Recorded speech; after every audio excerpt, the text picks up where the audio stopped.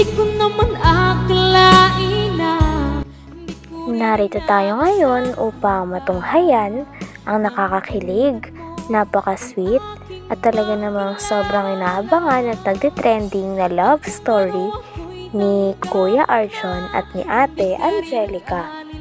Sa pagpapatuloy ng ating istorya ay gumagawa nga nun ng puto si Ate Angelica dahil hinahanda na ito sa papalapit na pagdating ni Kuya Arjon dahil magbabanding na naman silang dalawa at magsasaya.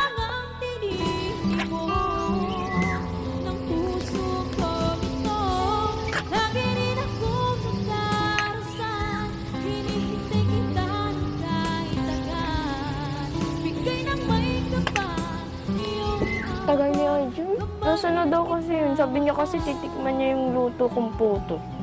Tagal-tagal. Matatapos na lang ako dito. Ay, naku talaga. Sarap-sarap pa naman ang luto ko ngayon. Pinagandaan ko talaga to para kay Arjon. Tapos late na naman siya dumating. Hindi talaga nagbabago si Arjon. Lagi na lang late.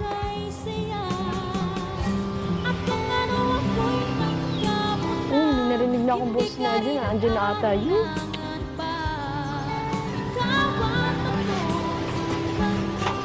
Matitikman niya na yung luto kong puto. Init. Ow.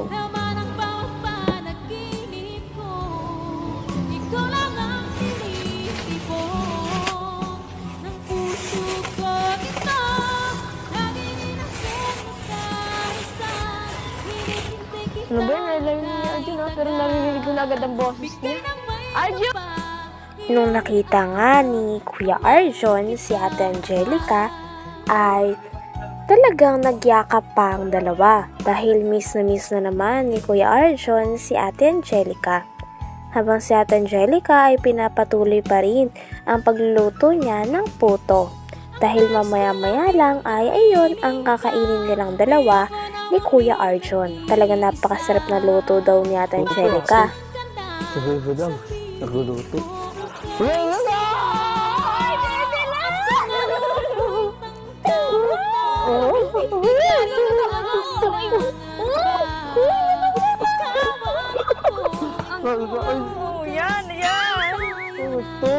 Putik! Kakalinis ko lang sa atos ko. Saway ka? Dami. Sabi ka makababa sa akin, kala mo Kaya nga eh. Parang kaya ako mag-ano. Ito, nagluluto ko ng puto. Kaya. Yung favorite mo. Wow! Sarap nga, may hilag. Dami. Hindi ko naman maisip na magluluto ka nga. Ako yun ba? Bango ah. Kasi mabango ng puto mo. Anong puto ka dyan? Gusto mo ata upakang kita. Soy ka. Sorry. Ikaw, ang gastos ng ang gastos ng nasa isip mo. Hindi. Kuwata. Lagi niyang tinutulungan ni Kuya Arjon si Ate Angelica lalo na sa mga mabibigat na gawain sapagkat ayaw niyang nahihirapan ang kanyang pinakamamahal sa mga gawaing bahay kaya lagi siyang handang tumulong kahit siya din ay sobrang mapagod. Oh.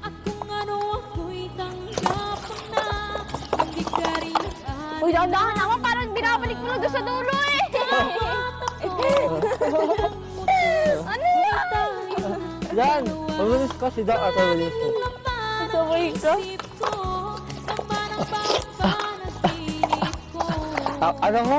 Ang hirap itong gawain na to. Hindi ka manayakan? Parang sa'yo nasanay ko naman. Dahan-dahan naman napapunta doon sa dulo. Nakakasma na yung kamay ko. Kaya kasi madali ganyan. Ay, punin mo muna. Pasalangak ka, nalaman ko yung sapatos ko kagahon. Nabasa nang nilalabaan mo eh. O yan. Pambiro to, hindi nagdadahan-dahan. Tinataon daw at diyan, hindi ka nalayaan. Gusto mo isa din kita?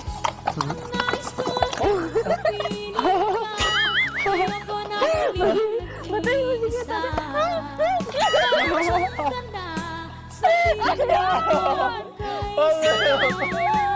Ayoko malaman. Hindi ka nag-iingat. Ay, Dumi ko na. ang dumi-dumi mo na, oh. Yan, nagtatansi ka na eh. Iba na Joke yan. lang. Joke lang naman. Tara. Hindi nagtagal ay napagod na rin si Kuya Arjon at si Ate Angelica sa paglilinis at sa paggawa ng ibang gawaing bahay. Kaya naman nung naluto na ang mga puto, ay naglabas na kagad si Ate Angelica ng kanilang makakain. Naglabas pa nga siya ng pansit canton din sapagkat sabi ni Kuya Arjon ay iyan daw ang kanyang paborito. Kaya syempre iyahain din ni Ate Angelica ang paborito ni Kuya Arjon dahil mahal na mahal niya rin si Kuya Arjon at gusto niya laging nabubusog ito. Grabe, lagi tayong busog, Kuya Tats. Ano ang gusto mo? Yan, asawal pa ay. Pinakawalan mo ako si Marjorie. Di sana kung Marjorie ka, may ganito ka din. Eh, di Nakala sana ka sa'yo. tayong apat mo. Oo, sana tayong apat para double date. Si Marian? Si Marian? Yun. Ay, oo, si Marian. Yung pinailala ko sa kanya na oo, na-scout ko. Ako naka-scout ko, ya. Grabe, hindi pa nga ako nag-charity. Hindi pa nga ako nagsisimula mag-charity vlogger. Grabe, nasubukan ko na agad na mag-scout. Oo, naka-scout ako na maganda. Products. Ay, maganda. So, ikaw yung mas maganda. Ginawa ko yung alakay ko yung tata. Kasi, kagaya sa Marjorie. Pinagpapalit ko si... Oo. Marian. Ay, Marjorie. Marjorie o ang ano. Marian? Marjorie. Hindi, ayan. Dating pangalan ng nagto nila, Marta. Marta. Marta pa rin, no? Oo, Marta. Oh, ikaw na maglalagay nito kasi pa alam ko paborito mo baga to. Sabi mo, nag-request Oh, ka sige. sa akong pasit canton. Ikaw magkano ah. Oo, ito. Sige mo na. O, dali na, buksan mo na. Naglamig na lang. Ayun. Ayun. Oo. Bumigit na tayo. Panginoon, salamat po sa pagkain ngayong tanghali, Panginoon, na ngayon po ay pinagkalob niyo po sa amin, naway ibusog niyo po sa amin. Ang cute nga ng dalawa sapagkat habang nagbabanding sila ay tuwang-tuwa din sila at nagiging banding na nga nilang dalawang pagkain ng sabay.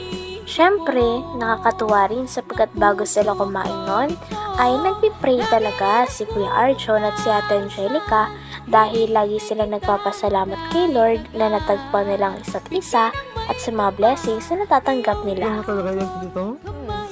Hindi, ibig ka rin, Dobera din siya, o Barero. Barero? Di ba, Ra? Dobera? Kala ko to. Kakatid siya ng ako, kakatid siya ng ako. Ano? Ano?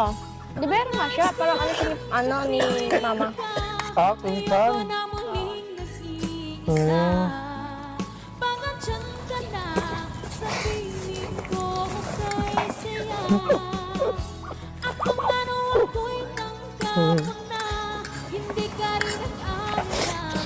Mga simpleng pagkain na po masarap. Ano? Pang 90s talaga?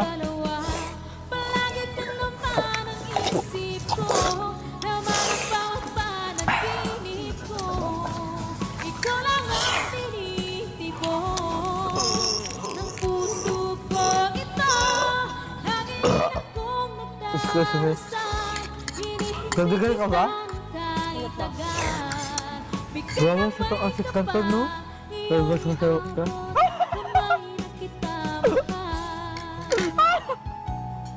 Joke lang. Kaya no? Sa daw-daw ng nagdaanan mo, lagi kang masaya.